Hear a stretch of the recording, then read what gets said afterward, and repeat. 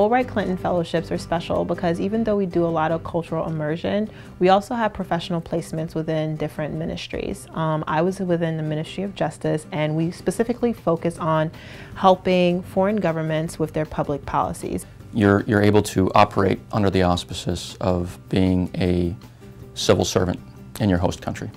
That gives you access to places and people that you wouldn't have under any other circumstances.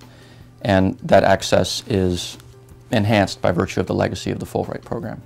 One of the main tenets of our fellowship is working on people-to-people exchange program, promoting mutual understanding, and actually supporting, if you can, capacity building. So the way that I was able to do that actually was by doing a negotiation training. So that meant providing the skill sets for my colleagues on how to negotiate, how to do mediation with other individuals, whether it's in the international community or with interministerial officials, which was really important. So in that regard, I was able to work more on professional capacity building, and that had an impact. I was placed in the Office of the President in the Republic of the Union of Myanmar, and the majority of my work focused on policy and project level work for rural electrification and development.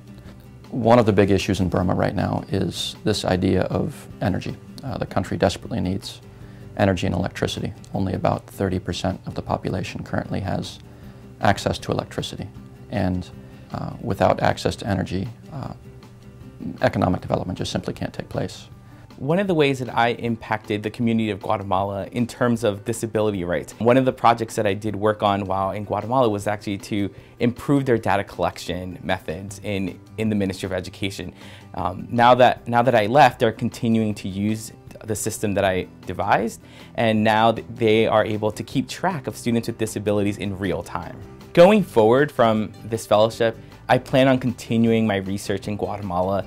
To this day, I still have a lot of contact with my colleagues down there. So this relationship is going to be ongoing. It's like the relationships that I built in Guatemala are going to last at least for the next 5 to 10 years, and hopefully forever.